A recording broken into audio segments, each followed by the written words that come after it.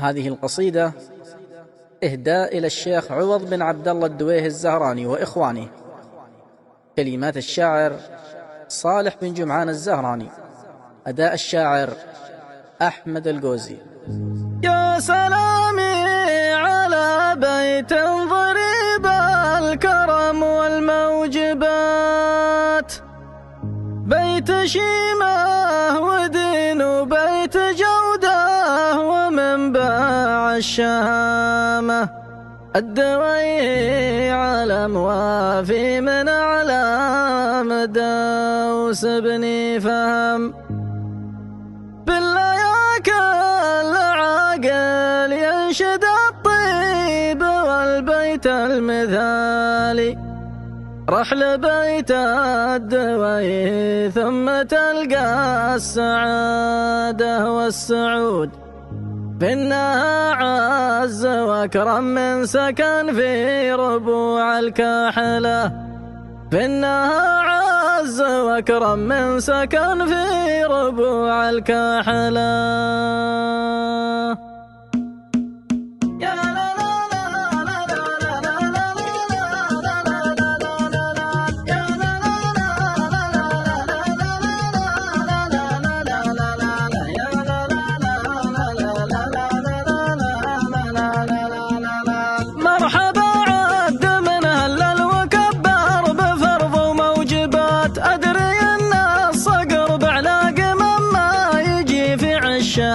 وانا بركب الامثال وافهم اللي ما فهم، ادري ان الكفو يهرج ويبدي مع من هو قبيله، وادري ان البخيل اللاش ما حد يزاور منزله، وادري ان الحياه فيها معارك وصولات وجوله، وادري ان الصبر تاج العباده وعند الله العوض، وادري السوق يجمع بين بايع وجلب ومشاري، وادري ان الخوارج ما تقدر حسين ولا حسن. هذه امثال نوردها لكم في صدور وفي قبايل، لا نذم الرجال ونورد المخطيه ولا نسب، وانا شاعر رسمت البدع والرد بالبيت المثالي، فخرنا مهبط التوحيد والعز في دار السعود، يا حليل الفؤاد اللي غوتها العيون الكاحلة،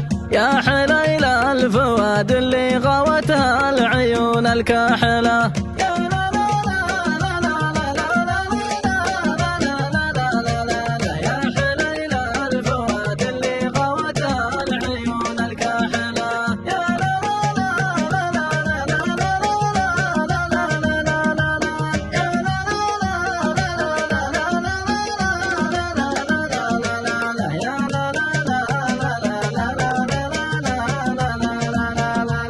يا سلامي على بيت ضريب الكرم والموجبات، بيت شيمة ودين وبيت جودة ومنبع الشهامة، الدوي علم وافي من أعلام دوس بني فهم، جاب 6 رجال الواحد منهم يعادل له قبيله، أحمد الدين والتقوى عسى الله يوسع منزله، وسعيد الدوي رجل ونعم وله صوله وجوله، وان بغيت العلوم الغانمه والسعد تلقى عوض، وعلي مكرم الضيفان ومعاه يسير ابو مشاري وحسن، يا عسى الله يرحمه صاحب الوجه الحسن، سطروا بالذهب تاريخهم واسمهم بين القبائل، حي والله هذا الفعل والاسم يا حي النسب، بالله يا كل عاقل ينشد الطيب والبيت المثالي، روح لبيت الدوي ثم تلقى السعادة والسعود، فإنها عز وأكرم من سكن في ربوع الكاحلة، فإنها عز وأكرم من سكن في ربوع الكاحلة.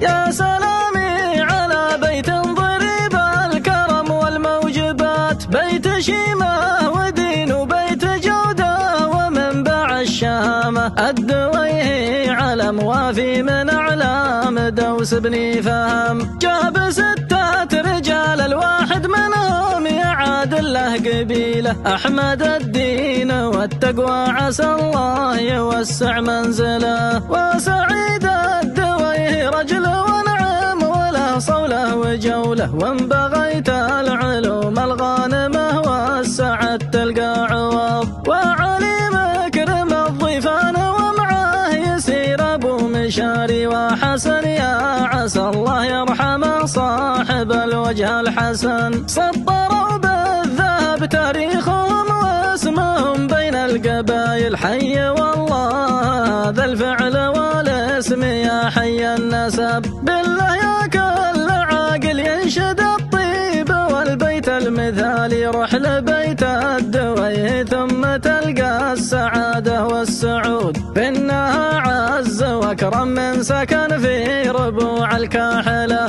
بأنها عز وأكرم من سكن في ربوع الكاحلة.